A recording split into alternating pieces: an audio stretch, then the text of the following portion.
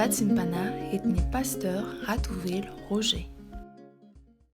Ampitombonansika mandrakariva ny riavana ny fahasoavana mampiadana avy amin'Andriamanitra ray sy Jesosy Kristy tompontsika. Ary faly miarabanao indray natratra an'izao herinandro vaovao izao. Hivavaka sika tompoko. Dia raha Lazara voninahitra hatrany Jesosy no atolotra ianao. Noho ny amin'ny famonjena izay tsy mitsahatra arotsaka ao aminay isanandro. Anionao anay ilay tena fitiavana lehibe tokoa. Fa tsy mamelana irery ianao hamakivaky an'izao fiainana izao. Fa indro ianao mitantananay amin'ny tanakavananao tokoa mba ho tody eo amin'ny lampanao amin'ny fotoana voatendrinao. Misaotra betsaka Jesosy misaotra raha hiatrika herinandro vaovao indray izay herinandro apetraka ifanao am-pelantananao. Mba ho rakofanao ny fahasoavanao, ho rakofanao ny fitahianao, anehoanao aminay foana fa Andriamanitra tsy manao andahoana ianao. Mankasitraka afinao ary dia mangataka famindraponao foana. Afamelao kelikao Jesosy avy aminao anay tsirairay aby. Anatria an'izay rehetra ratsy vitanay. Tsy afaka ny anamary tena izay Jesosy. Fa ianao kosa no anamarina anay amin'ilay rahanao soa. Mba azahoanay hery vaovao, fanantenana vaovao, fa ho anisany ilay voavonjy hatrany izay. Tonga ny fotoana hitenenanao aminay dia mitenena ra Jesosy hamasiny ny mpanomponao na nitondra ny hafatra na izay indray mba ho tafaray tokoa ao anatin'ny fitiavananao tantera. Misaotra Jesosy eo. Aleloia. Amen. Ny epistily voalohany nosoratanao amin'ny mponina tao Korinto no omeny tompo atsika izao maraina izao. Korintiana voalohany toko 5:7-9. Korintiana voalohany toko 5:7-9. Hovakina amin'ny anaran'i Jesosy tompony teny. Raha ny amin'izao fiainana izao ihany antenaitsika an'i Kristy dia mantra indrindra ny olona rehetra isika. Amen. Izy amintsika kristiana no tsy mahalala an'izany teny izany ry havana. Ary dia te hisintona ny saintsika ny hafatra ankehitriny. Ho avy manantona antsika eto amin'izao tontolo feno ahatsikorotana ary faharatsiana izao ity mantsy ny tompo. Mba hampianatra antsika, mba hampafantatra antsika fa afaka hiazo antoka ho sambatra ny ho avintsika raha matoky manana azy ho tompo sy mpanjaka isika. Ho avy tompo io hitondra fifaliana ary fiadanana ho antsika. Raha tena miray amin'ny tanteraka isika fa tsy handeha any amin'ireny lalana mikodana fen'olona betsaka ireny. Ary izay fandraisana azy izay dia mila fiomanana. Fiomanana mba ho fanorenana ny finoantsika. Fiomanana mba hitoerantsika amin'ny fanantenana. Fiomanana mba hatsapahantsika ny fitiavany antsika ary fiomanana mba hananantsika fifaliana. Marina ry havana fa tezaina ny olona ho mpiangonana ino hitoky ary anantenan'Andriamanitra. Ary ty ilaza ihany koa ny tenako ny amin'ny fanebiazana ireo zanakao ireo manantenan'Andriamanitra. Ny amin'ny asa fivelomana, ny amin'ny asa rehetra izay atao mba hahafahana mahita ny voninahitr'Andriamanitra, mianara manantenan'Andriamanitra, minoa an'Andriamanitra, mianara miandry an'Andriamanitra. Ary izany rehetrarehetra izany dia mitoetra ao anatin'ilay fiomanana ny fiandrasana ny fiavian'i Jesosy zaza ka mila miankina tanteraka amin'Andriamanitra. Zava-dehibe ange izany ry havana malala amin'ny tompo ary izay no isintomana ny saintsika hoe asajano amin'ny resaka eto an-tany fotsiny hoe izao mila fiarovana, izao mila fitahiana, izao mila fisongadinana eo anivon'ny fiarahamonina misy amin'ny maha-kristianina. Asajano amin'ny resaka ety an-tany ihany ry havana ny fivavahana, ny finoana, ny fanantenana, ny fiavian'i Jesosy. Fa ny Baiboly dia milaza hoe raha ny zavatra ety an-tany ihany no anantenantsika an'Andriamanitra. Dia ahoana hoy ny Baiboly? manitra indrindra isika. Ny tianambara dia tokony anatenan'Andriamanitra amin'ny fiainana mandrakizay indrindra isika. Ary izay fanantenana izay dia mila firaisana tanteraka amin'Andriamanitra. Ary mialatsiny eo ry havana raha milaza hoe mamita tena ihany ny olona iray raha hoe ny resa-bola no ivavahany. Mamita tena ihany na ion'olona iray raha eo amin'ny lafiny ara-materialy no mahatonga azy mivavaka, na hoe mba tia hisongadina manoloana ny manodidina dia andeha hanao ny asan'Andriamanitra aho, na ihany koa hoe mba misy fikasana tiany ho tanteraka. Ary resy lahatra izy fa tsy mahatanteraka irery an'izany dia hoe aleo rangamba hivavaka.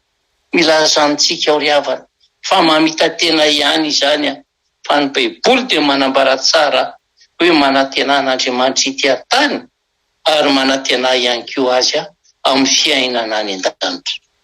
Ny filazantsara Matio 5:20 ao amin'ny bokin'ny Diema dia milaza mazava tsara hoe fa inona no soa azon'ny olona raha eo am-pelatarany avokoa izao tontolo izao kanefa ny ainy mitondra fahisana. Ary inona no azon'ny olona omena ho takalo ny aina. Ny aina ry havana dia ambara ihany koa hoe fanahy. Ary dia milaza izany hoe ho very haingeny fanahy. Dia avy amin'ny lalao amin'ny tompo dia hisintona ny saintsika ny tenako hoe firy taona re izay no naha-kristianina antsika, firy taona nahampanompon'Andriamanitra antsika, dia tonga saina ve isika tao anatin'izay taona maro izay, ny amin'ny asa fanompona, ny amin'izay firaisana amin'ny Kristy izany, ndrao dia fahazarana fotsiny ny amin'izany fanompona an'Andriamanitra izany. Sao dia fahazarana fotsiny ny fo sy ny saina isika hitsenan Jesosy amin'izany noely izany. Ka ho very ny fanahy satria variana amin'ny zava-tsoan'izao tontolo izao. Jereo kely ange toa be lavitra ny fahapotsika ny vola sy izao tontolo izao, ary dia toa adino ny firaisana amin'ny Kristy marina, toa adino fa firaisana amin'ny Jesosy marina ange ny fandraisantsika azy atao potsika amin'ny fanavaozantsika ny tenantsika amin'ny ity noely ity.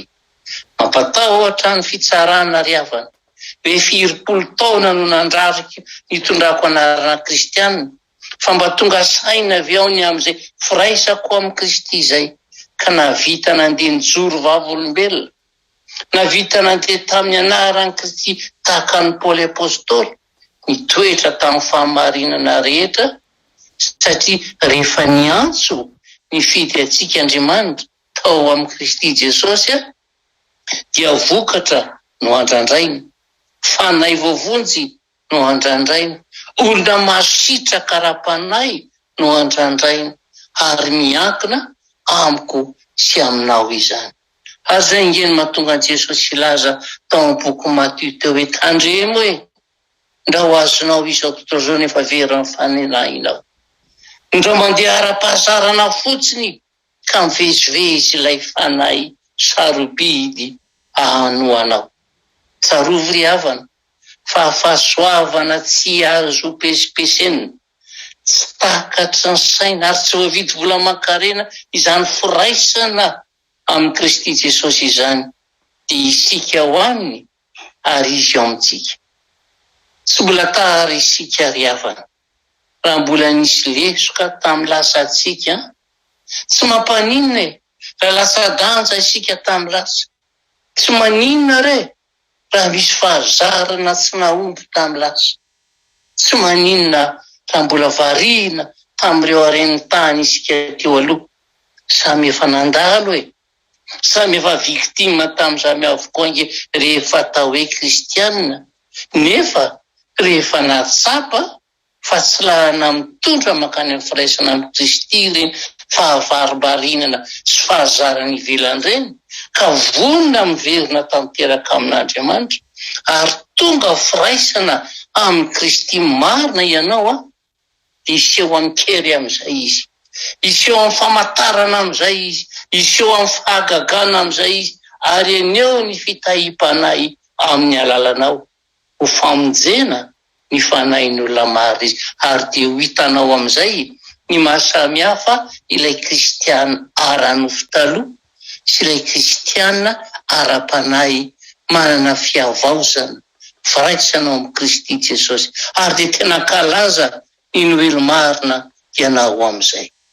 Ivero ary atombohy izao dian'izao aiza amin'izay hafa ary azonao atao ny mangataka an'izany eny na izao ankehitriny izao aza hoe tompo malalo ty hitoetra eo amin'ny firaisana ambony indrindra amin'ny firaisana aminao ty hitoetra amin'ny fikambanana ara-panahy aminao ary tombo ara-panahy eo anatrehanao mihoatra noho izay lasa izay te iray aminao amin'ity noely ty mba ary ho takalo ny fitiavanao ka nandazanao lapanao izany dia indro avazoko indray anio dia ny anio ny fanolorako ny tenako ho anao mandrakizay. Anio raha ihain'ny feony ianao aza manamaky fa ny fonao fa indro ankehitriny no andro fakasitrahana, indro ankehitriny ny andro famonjena. Samy malala isika fa misy olona izay miraikitra mandrakariva amin'ny fahatsiarovana ny lasa fa misy koa ny hafa izay manango natetika asa marobe ka mahatonga azy tsy hevitra afa-tsy ny ho avy. Tsy miankina amin'ny tahona ny olona nefa izany matetika fa miankina amin'ny toetrany indrindra kokoa. Aoka isika hiatrika ny ankehitriny amin'ny fahatsapana fa ny andro tsirairay avy iainantsika dia fanomezan'Andriamanitra avy aminy ka ho tokony araraotintsika. Anio dia tonga fotoana mbola azony tsy mino araraotina andraisana ny famonjena maimaim-poana izay atolotr'Andriamanitra amin'ny alalan'i Jesosy Kristy ka andaminany ny fiainan'ireo. Anio ho an'ny kristiana dia fotoana tian'Andriamanitra hitenenana amintsika amin'ny alalan'ny Baiboly tahaka an'izao ataony amintsika izao mba haizantsika mity azy bebe kokoa sy miray amin'ny tanteraka. Anio dia andro akasitrahana ka mety indrindra mba hivavahana ary hisaorana ilay Andriamanitra ary hanamborana aminy ny manahirana ny tena sy ny hafa. Anio no azahoantsika mananantoka fa mitantana antsika izy sy mamonjy antsika amin'izay ilaintsika. Anio no andro famonjena izay azahoantsika maneho sy manambara fa i Jesosy tokoa no tompontsika sady anehoantsika ny takaly ny fitiavana lehibe izay nomeny ho antsika isan'andro isan'andro. Amen. Ivavakantsika tompoko. Dia raha Lazara voninahitra hatrany Jesosy no mbola atolotra ianao satria ataonay ahoana tokoa nankalazan'izany krismasy izany raha tsy mandray ianao atao-ponay. Ary fotoana fanomanana ny andraisananao zao Jesosy anadiovanay ny tenanay aloha ka tsy ho any an-tranon'omby intsony na ao anatin'ny fo maloto fa mo mendrika ny fitiavanao, mendrika ny fahatsaranao. Izany rehetrarehetra zany efa Jesosy tsy ho vitanay raha tsy ianao mihitsy aloha no misisika hiditra ato anatinay, andrava amato lare mahery ato anatinay ato dia ilay Satana ilay fahavalo ilay fahotana ary anapotika an'izany kanjakanao ka dia hiara iaina aminao izay iraikitra aminao tanteraka izay ka azahoanay fanantenana foana ahafahanay miteny tokoa fa ianao no tena tomponay mpanjakanay ary hitondra fahagaganao anay tsirairay aby tsy anio ihany fa rapitso ary mandrakizay ady andre ny teninao foan'izay fa tsy ho very izay satria mitantananay ianao. Apetraka epela feno ampelantananao ny tontolo androm-piainany tsirairay aby anehoanao foana fa hiditra an-tsehatra ianao Jesosy ary hanafaka anay amin'izay rehetra fahaterena fa hitondra fitahiana ho anay tsirairay aby. Matoko manana anao zay Jesosy ary dia anao ilay Andriamanitra be famindrapo no mbola namarina ny teninao hoe tsy efa nandidy anao va mpandehana amin'izao herinao zao fa zao ombanao hoe takonombako amin'ny sisy tokonombako anao tsisy ajananao amin'ny lalaka alehanao fa izao Jehovah no efa niteny dia ho tanteraka tokoa izany. ary atolotrainao ndera sy ny hatsarany voninahitra Jesosy. Anao zany hatramin'ny voalohany, anao mandrakizay. Diovy zay Jesosy andray anao am-pifaliana amin'ny fotoana